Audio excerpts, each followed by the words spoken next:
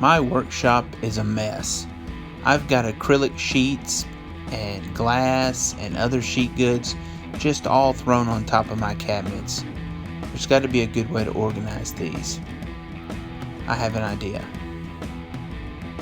A few years ago, I installed double ovens in our kitchen.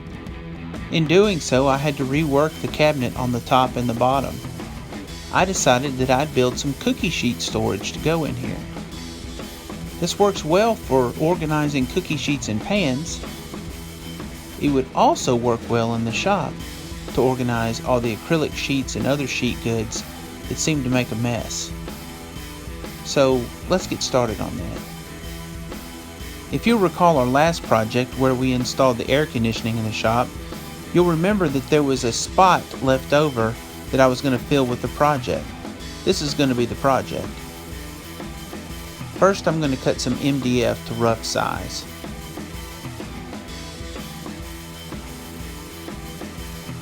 I intentionally cut the MDF a little wider than it needed to be. That way I could use my pencil to trace the exact profile of the cabinet on it. And now when I cut it out, it fits precisely in the space needed. We need to attach some cleats to the side of the cabinet and the side of the duct chase to hold this shelf.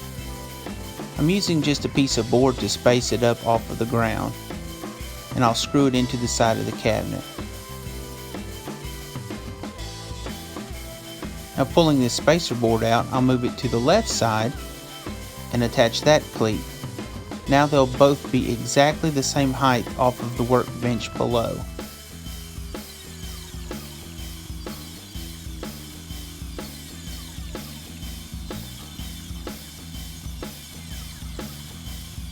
Our dividers will be made of 1/4-inch Luan plywood. Here I'm cutting them all to length on the miter saw.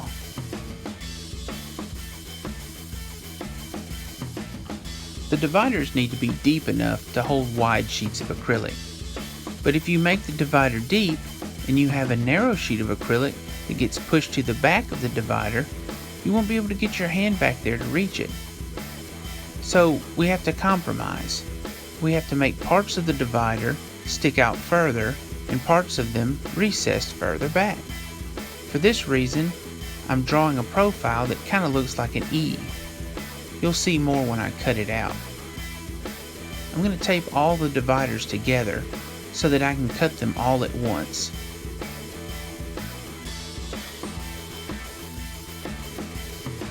I'm just using painter's tape because it won't leave a residue, yet it'll hold it long enough to cut them.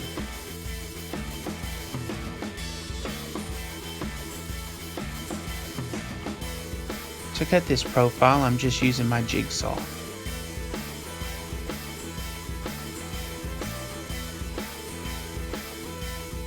And then it's over to the oscillating spindle sander to clean up the edges.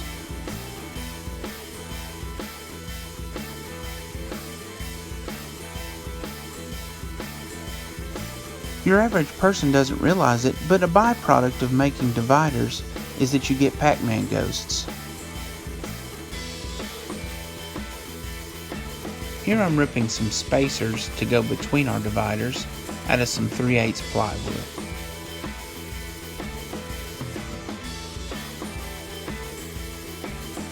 And now I'm ripping a 1x as a spacer to use up the back edge of each divider. We'll attach these back edge spacers with a few pneumatic staples.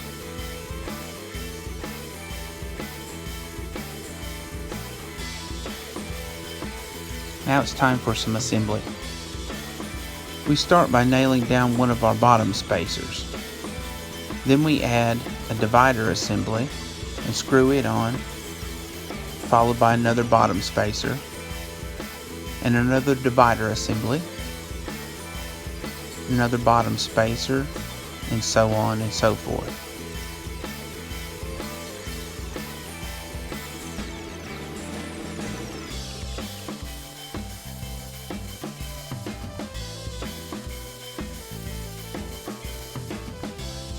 Now that that's assembled, let's fill it with some sheet goods. We'll start with some colored acrylic left over from our tinkerer sign, and then add different widths of clear acrylic as well. You can see how the tall ones are supported by the top of the E and the shorter ones are supported by the middle of the E.